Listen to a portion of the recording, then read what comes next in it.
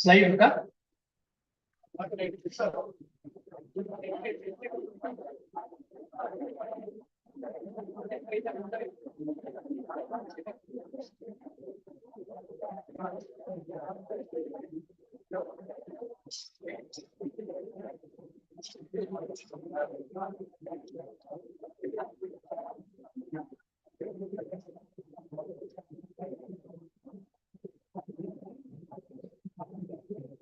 Most respected chairperson of this session, Comrade V. Kumaresan, Treasurer, Dravida Kazhagam, Comrade Ravichandran, President of the Rationalist Forum, Mumbai, most respected the former Minister Manamigu K. Venkatapati, Manamigu Dr. V. Nehru, President, Rationalist Writers Forum,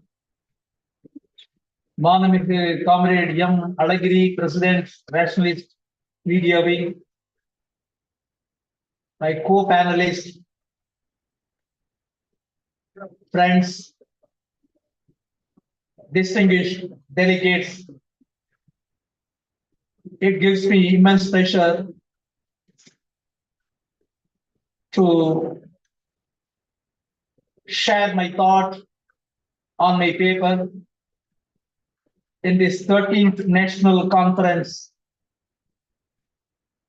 FIRA and the Rationalist Forum Tamil Nadu jointly organizing this conference, this 13th conference.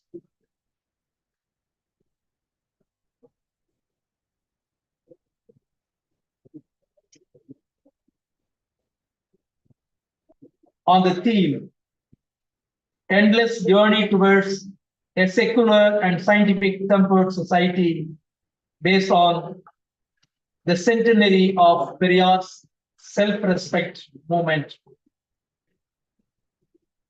At the outset, I must thank the president of the organizing committee of this conference, Austrian Dr. K. Veeramani, the patron of Rationalist Forum, and the president of Dravida Kazhagam.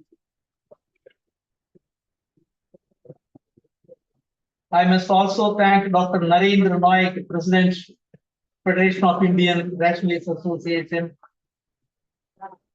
for accepting my paper and allowing me to make a oral presentation in front of this very big audience comprising intellectuals, rationalists belong from various parts of the country.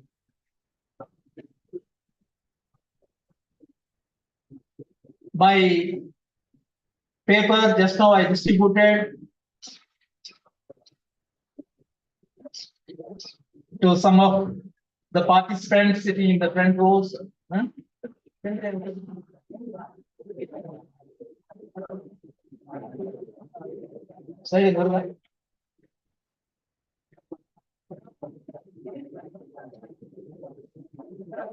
The topic is India's constitutional duty, embracing scientific temper, humanism, and the spirit of inquiry for social progress. The Indian Constitution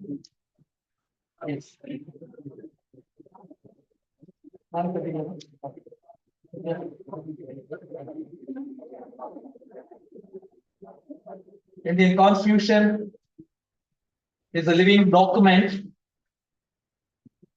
that reflects nation's ethos, values, and aspirations. Among its many articles, Article 51A H is particularly notable for its forward-thinking vision. It encourages every citizen to develop scientific temper, humanism, and the spirit of inquiry for a rational and equitable and progressive society. This article, uh, this article delves into the origin and the significance of Article 51AH.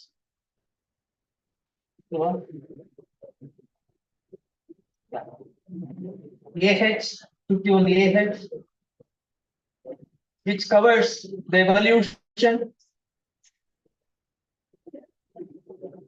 There is evolution of Article 51AH, the scientific temper, which is one of the important component of this article, humanism, the spirit of inquiry and reform, the legacy of Periyar, the contemporary challenges. Friends, I must be thankful to Comrade Kumaresan and the Honorable former Minister for their eloquent presentation on this very subject. I could divide this paper into two or three. One is about the evaluation, the genesis of this Article 51AH, and the challenges it faces in the Indian society. These two parts, they have made a very eloquent speech. If I speak the same, it will be considered as a repetition or a redundant. Therefore, I would like to confine, because the time is anytime, always time I think. Okay, okay. He has given the opportunity to speak more, of course, but I will confine because there are many presenters waiting here.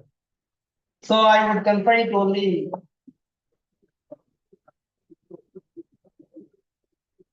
the slides.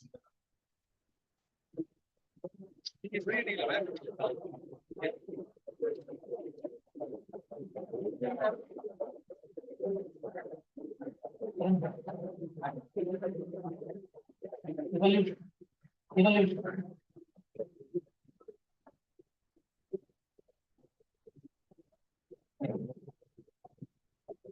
As I said, the Comrade Kumaresan has made a very eloquent on the evolution. It was in 1976, this Article 51AH was introduced to an amendment, the amendment called the Constitution 42nd Amendment Act 1976. It was enacted during emergency. Emergency, we all know what happened during that, the 21 months of dark days the country had witnessed. Many people were put behind bars, including our patron, including the president of the Robert Kadagam, Austrian, Dr. T.V. Ramani. He was also put behind bars. More than 1 lakh people, intellectuals, activists, politicians were put behind bars during that emergency. So many, the rights were curtailed, many amendments were brought in, including the changes in the preamble of the constitutions. That is the very interesting thing during that period. The Constitution Amendment has given two important positive changes. One is the changing, introducing or incorporating two important words. There is a preamble change the description of India from sovereign democratic republic to a sovereign socialist secular democratic republic, and also change the words unity of the nation to unity and integrity of the nation. These are the two changes, including laying down 10 fundamental rights and the Indian Constitution under the amendment, 42nd Amendment.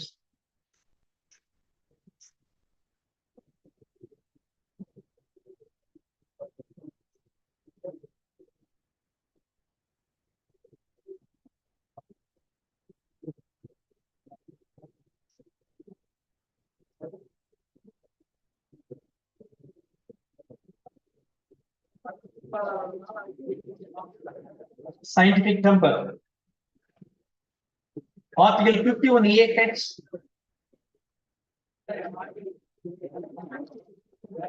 has three components: the scientific temper, humanism, and the spirit of inquiry. The scientific temper is a word was in the public and political parlance during Nehru's time. He wrote in his book Discovery of India about the scientific temper.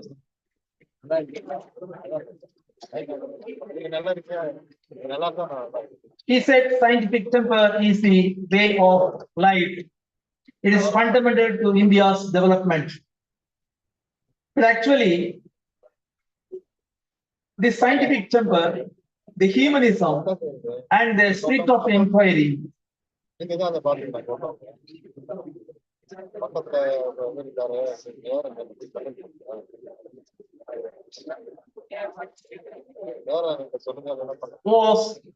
fundamental to the Periyar movement. When Periyar started the self-respect movement, these were the fundamentals for his movement. Scientific temper was the bedrock of the self-respect movement. Periyar's important philosophy is eradication of caste, eradication of women's enslavement. These are the fundamentals to Periyar's philosophy. This philosophy is based on the scientific temper and the humanism.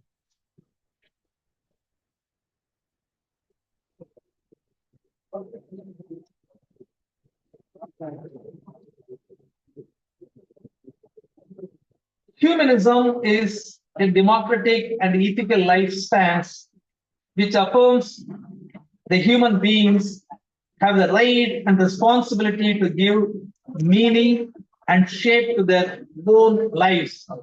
It stands for the building of a more humane society through an ethic based on human and other natural values in the spirit of reasons and free inquiry through human capabilities. It is not theistic, but it does not accept supernatural views of reality. This is the definition given by FIRA, the Federation of Indian Rationalist Association.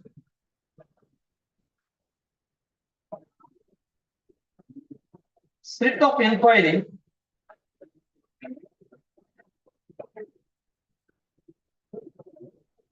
the drive to seek knowledge, questions assumptions, willingness to question the established beliefs and norms. The spirit of inquiry encourages to ask why and how. In the broader sense, the spirit of inquiry promotes a commitment to evidence, logic, and openness to revising one's view in light of new information, embodying a pursuit of knowledge that goes beyond superficial understanding.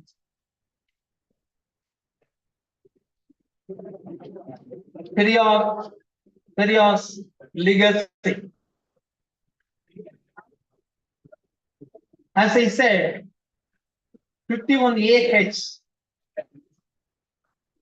the scientific temper, humanism, the spirit of inquiry is a fundamental to Periyar's philosophy. Periyar's humanism was deeply intertwined with the fight against caste and gender caste-based discrimination.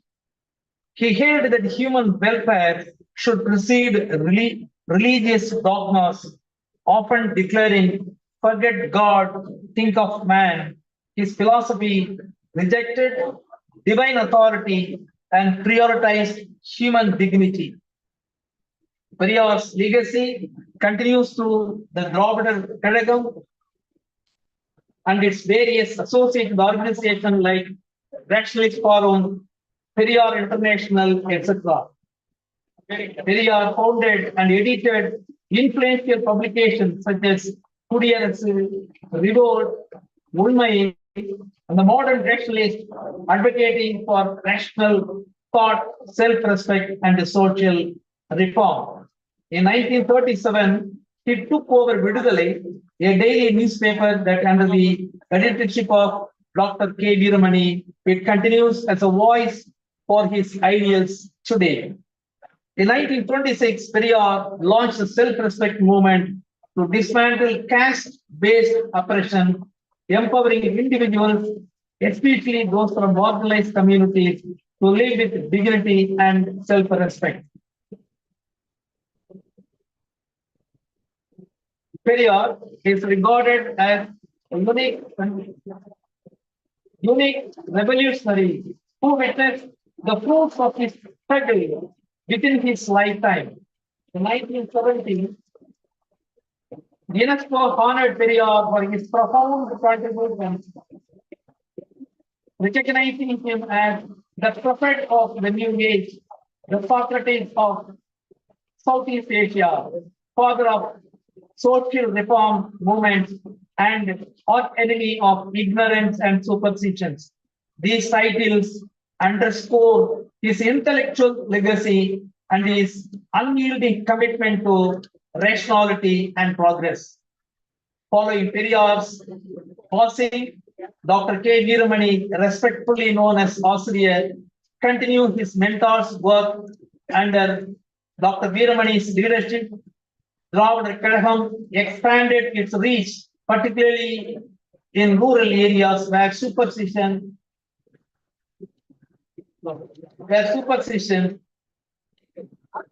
persisted.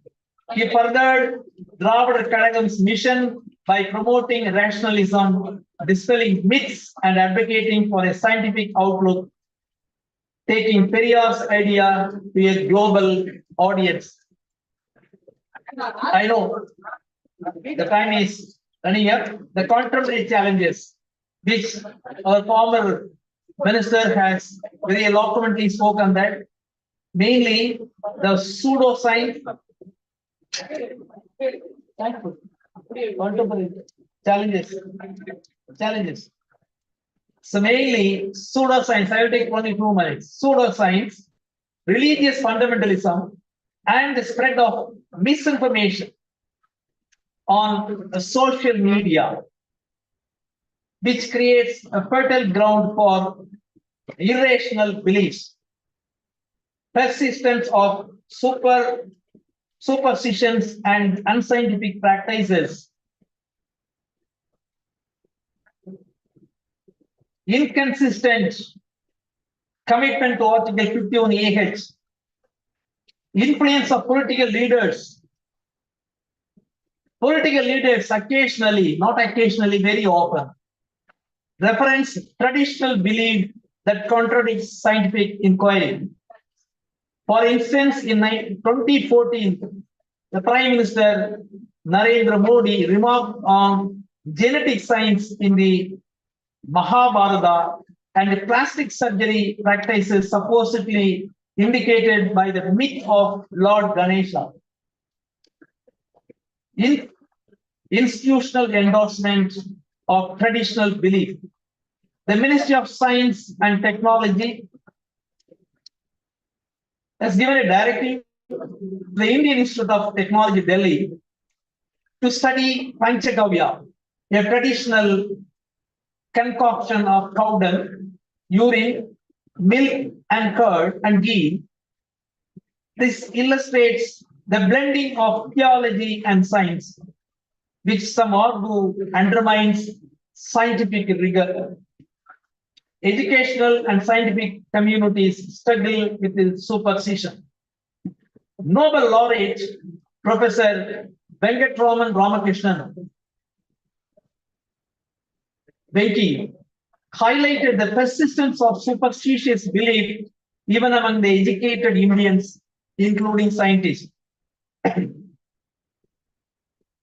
the Har Gobind Corona lecture in Chandigarh on January 5, 2016, he expressed surprise that India's Mars mission, Mangalyaan, was launched on auspicious day and that ISRO's chairman visited a temple before the launch. Venki stressed that science is fact-based and urged students to cultivate a scientific temper. Political and judicial endorsement of superstition. Prominent astrophysicist Jayant Narikar criticized political parties for using religion to gain electoral advantage. Even the judiciary has occasionally exhibited a conservative stance, such as upholding the teaching of astrology in universities and emphasizing religious faith in certain verdicts, as seen in the Ayodhya case. Violence against rationalism and rationalist movements. Organizations like Sanatan Sanstha allegedly linked the assassination of rationalist Dr. Narendra Dabokar, M.M. Kalburgi, and Gauri Lankesh pose a serious threat to the rationalist movement in the country. Growing threat of superstition. The National Crime Record Bureau NCRB report for 2021 reveals 68 killings related to witchcraft and 6 attributed to human sacrifice.